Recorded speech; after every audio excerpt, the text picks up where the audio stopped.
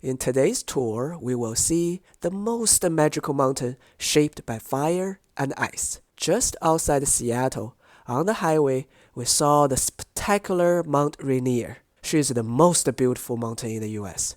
But this is the clearest view we had during this entire trip. When we got close to Sunrise Point, the weather got so foggy that we couldn't even see 100 feet ahead of us.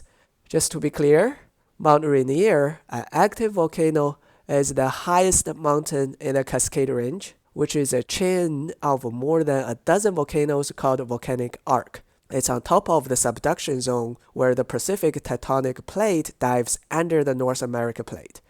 The weather didn't cooperate the next day either. The reflection lake could only reflect dark clouds in the sky.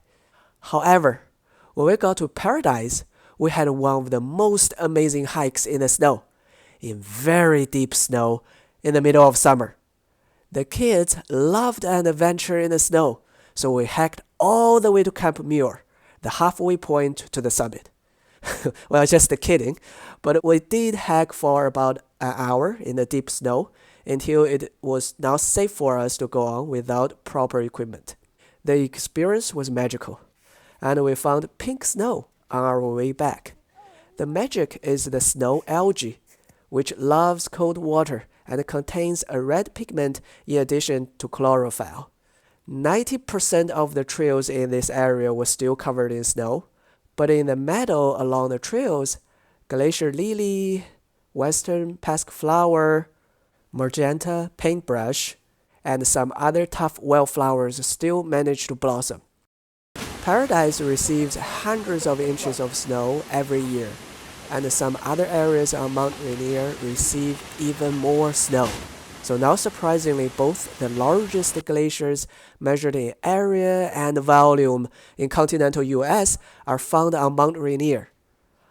However, this huge amount of snow and ice greatly increases the chance of a potential lahar hazard, which is a violent mudflow with debris and rocks in the event of an eruption.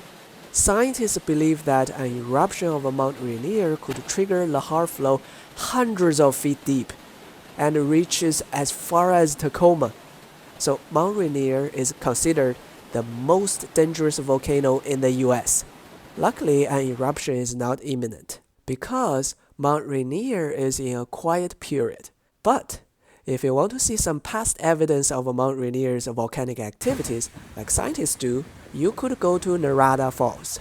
Plus, Narada Falls is a beautiful waterfall and right next to Paradise area. A short but steep trail leads to the waterfall that cuts and reveals the andesite rock hardened from ancient lava flow. As a composite volcano made up of different building materials, Mount Rainier's lava rocks are not layered or concentrated in one place. Its periodic eruptions and the lahar will mix different rocks together and carry them to different places. Next, if you go to Nisqually River at Cougar Rock, you will find the color of the water is milky white, especially in spring and summer when Nisqually Glacier in the upstream is melting. As an active glacier, Nisqually grinds the rocks so fine that the tiny rock particles look like a flour. So, they got a special name, glacial flour, instead of a glacial tilt. They are the reason why the river looks so cloudy.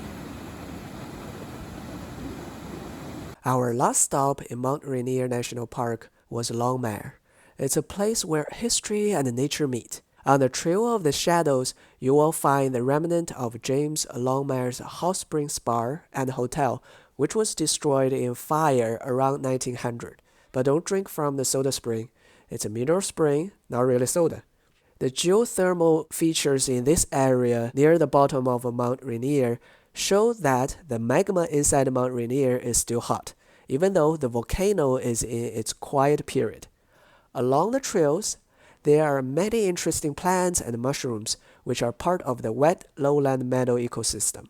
Skunk cabbages blossom in spring. The bright yellow hood-like flower is actually a modified leaf, which helps protect and keep the true flowering spike within warm. But the flowers do have a strong smell, as the name suggests. Horsetails are abundant. Tiger's eye mushroom are round and big. They do look a little bit like big scary eyes. And many other different types of mushrooms are growing on trees in the forest. And this concludes our tour of Mount Rainier National Park. Next, we're going to see the deepest lake in the US. Thank you for watching. See you next time.